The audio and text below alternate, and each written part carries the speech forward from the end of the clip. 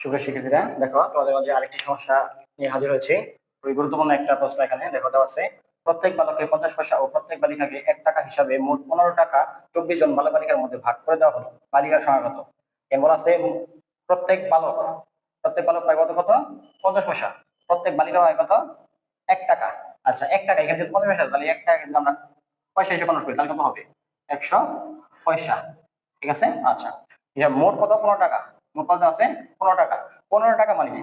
1500 পয়সা। 100 দ্বারা গুণ হয়, তাই না? আমরা এগুলো জানি। আচ্ছা, আর 24 জন বালক বালিকা, মোট বালক বালিকা কত? 24 জন। তাহলে এখন আমার চাইছে হলো বালিকার সংখ্যা কত। আমার 24 জন বালক, এখন যদি আমি বালিকার সংখ্যা x ধরে নিই, তাহলে বালক বালিকা 24 জন, এর মধ্যে একজন যদি বালিকা হয় তাহলে বালক কত হবে? 24 মাইনাস x। তাহলে ধরি আমার চেয়েছে বালিকা, হ্যাঁ, ধরি বালিকা সংখ্যা, এটা ইচ্ছা, বালক ধরতে পারি, বালিকা ধরতে পারি, ইচ্ছা। তাহলে বালিকার সংখ্যা কত? x জন। তাহলে বালক সংখ্যা কত হবে?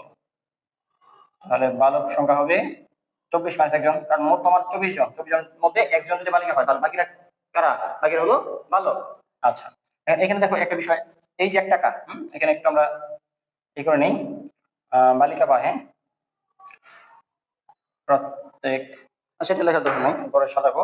এখানে 1 টাকা, 1 টাকা সমান কত? 100 পয়সা, তাই না? 1 সমান 100 পয়সা। আর আছে কি মোট, মোট আছে কত? 15 টাকা। মোট 15 টাকাকে যদি দেখো আমরা পয়সাতে কনভার্ট করি, 100 দ্বারা গুণ করতেছি, 100 দ্বারা গুণ করার কারণ কি? 1 টাকা সমান 100 পয়সা, তাহলে 1500 পয়সা। তুমি একটা সাইড নোট লিখে দিতে পারো, যেহেতু 1 টাকা সমান 100 পয়সা। ওকে, তাহলে আমরা মোট পেয়ে গেলাম 1500 পয়সা। এখন দেখো, একজন বালক যদি আমার 50 পয়সা পায়, তাহলে আমার বালক আছে 24 মাইনাস একজন, তাহলে 24 মাইনাস একজন কত হবে? গুণ হবে। একজন বালিকা যদি আমার 1 টাকা মানে 100 পয়সা পায়, তাহলে একজন কত হবে? 100x গুণ হবে। আচ্ছা, তাহলে আহ একটু ভেঙেই করি, হ্যাঁ। একজন বালিকা, যারা বুঝো তারা তোমাদের ভেঙে করার দরকার নাই, সমীকরণ পাওয়া যায়, তুমি এক লাইনে প্রশ্ন মধ্যে দিয়ে সমীকরণ করবা। একজন বালিকা পায়, আমি যারা একটু দুর্বল তাদের বুঝতে সুবিধা হবে এই জন্য ভেঙে করছি। দেখো, একজন বালিকা পায় কত? 1 টাকা। 1 টাকা মানে কত? 100 পয়সা। ওইটা পয়সায় কনভার্ট করেছি। সুতরাং আমার বালিকা কত? একজন। তাহলে একজন বালিকা পায় কত বলো? 100 দ্বারা গুণ হবে 100 x পয়সা। ওকে, আবার বালকের আসো, বালক কত? একজন বালক 50 পয়সা। একজন বালক পায় 50 পয়সা। তাহলে এরকম বালক কয়জন? 24 মাইনাস একজন। তাহলে 24 মানে বা একজন বালক পায়, কি গুণ হবে? অবশ্যই গুণ হবে। তাহলে গুণ করো 24 মাইনাস এক্স পয়সা। তাহলে দেখো আমরা পেয়ে গেলাম এখানে মোট বালিকারা পায় 100 এক্স পয়সা, আর সব বালকেরা মিলে পায় কত? 50 × 24 মাইনাস এক্স পয়সা। এই দুটো যদি যোগ করি তাহলে আমি কি পাবো? মোট পাবো। আর মোট আমার দেওয়া আছে কত? এখানে পাইছি 1500 পয়সা। তাহলে এদের যোগফল হবে 1500। তাহলে প্রশ্ন মতে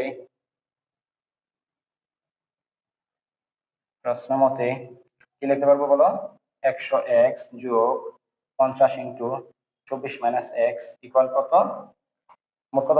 1500 পয়সা। ওকে, তাহলে দেখো 100 এক্স প্লাস 50 দ্বারা গুণ করো, 24 120, তাহলে 120 আর একটা শূন্য 1200। ওকে, আবার দেখো এই 50 দ্বারা কিন্তু 24 কে গুণ হবে, আবার এটা দ্বারা কি হবে? মাইনাস এক্স গুণ হবে। প্লাস মাইনাস কি মাইনাস, 50 দ্বারা এক্স গুণ করলে কত হবে? 50 এক্স ইকুয়াল 1500। আচ্ছা, তাহলে করি আমরা 50 এক্স, আর এটা কি দেখো মাইনাস 50 এক্স, বিয়োগ হবে। দুটো ভিন্ন চিহ্ন থাকলে এটা প্লাস এটা মাইনাস, দুটো ভিন্ন চিহ্ন থাকলে কি হয়? বিয়োগ হয়। তাহলে 100 থেকে 50 বাদ দিলে থাকবে কত? 50 এক্স, আর এখানে আছে কত? 1200 ইকুয়াল 1500।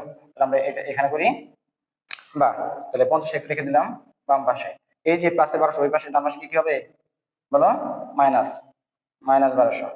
তাহলে 50 এক্স ইকুয়াল কত পাচ্ছি আমরা? 300। তাহলে এক্স এর সাথে 50 আছে গুণ অবস্থায়, সমান চিহ্নে বাম পাশে গুণ অবস্থায়, ডান পাশে কি হয় বলো? কি হয়? ভাগ। তাহলে এই আমরা ভাগ করি। ওকে, ফাইন, ভাগ করো। শূন্য কেটে দাও, 5 কাটলে 6, তাহলে 6 লিখে দাও। আর আমি এটা কেটে দিলাম, কত দ্বারা? 1 কাটলে কত হয়? 6। আর কারেন্টের ক্ষেত্রে আমি এর আগে বলেছিলাম যে কারেন্ট উপরে লিখবা, পাশে লিখবা, পাশে লিখলে কিন্তু 3006 হিসাবে উপরে লিখবা, এটাকে নিচে লিখবা। তাহলে 1 সমান কত? 6 জন। তাহলে আমার কি বের করতে বলেছিল বলো? বের করতে বলেছিল বালিকার সংখ্যা কত। সুতরাং বালিকার সংখ্যা কত? 6 জন। ওকে, শেষ। এটা হলো তোমার উত্তর। আচ্ছা, এক্সট্রা একটু এক্সট্রা দেখেন, এক্সট্রা, এটা হলো এক্সট্রা। যদি আমার বালক চাইতো তাহলে কি হতো? তাহলে সুতরাং বালক, এটা লিখে রাখছি বালক সংখ্যা। তাহলে বালক সংখ্যা কত হতো বলো? 24 মাইনাস এক্স, 24 মাইনাস এক্স জন। তুমি এখানে ডাইরেক্ট মান লিখে দিতে পারো, 24 বিয়োগ 6, তাহলে কত হবে? 18।